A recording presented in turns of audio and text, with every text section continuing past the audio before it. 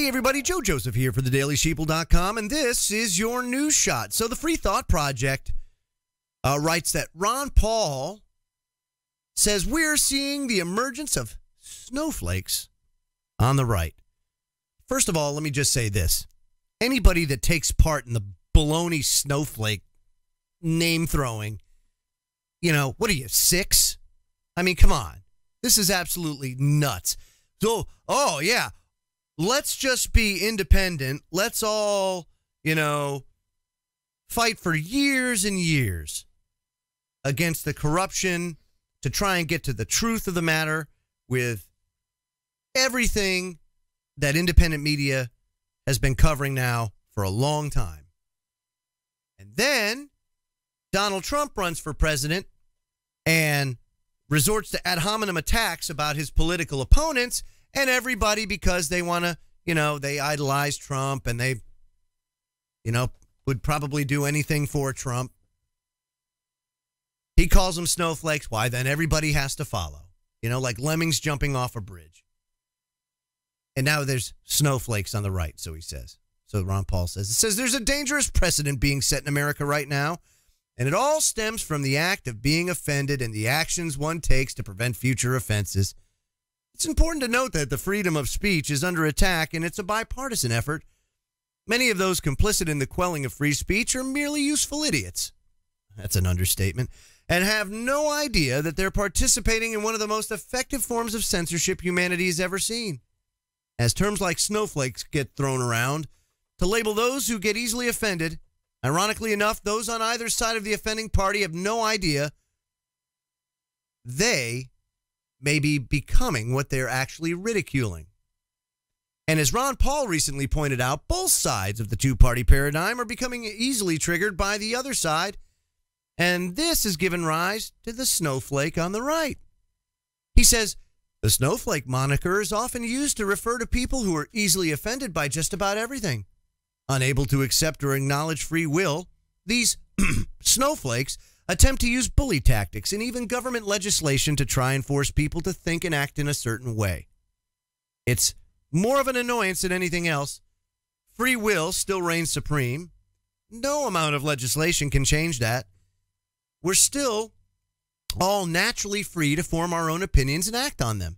And while the snowflake designation has usually been reserved for people on the left side of the political spectrum, we've seen the emergence of snowflakes on the right as well. Apparently, many people on the right are offended by athletes or anyone else not standing up for the American flag while the national anthem is playing. Unable to acknowledge free will, they attempt to use bully tactics to try to force people to act a certain way. And he's absolutely right. I served 6 years in the military, sacrificed 6 years of my life. The common propaganda statement is, well, I served the military to protect your right to protest, which is exactly what we have. The right to air our grievances, a right to protest. You don't have to stand for the national anthem. It's not a disgrace. You have nothing to be ashamed about if you don't want to stand for or worship a piece of cloth. It is well within your rights to do it. I mean, after all these people getting up in arms over this are no different than Kim Jong-un over in North Korea, who forces everybody to worship him and worship their flag and the state worship. It's the exact same thing. It has nothing to do with respect. It has nothing to do with honor. It has nothing to do with any of that because that flag doesn't represent that. If you buy into the propaganda, it does. But the truth is a totally different story. Oh, yes, that flag stands for freedom. No, it did.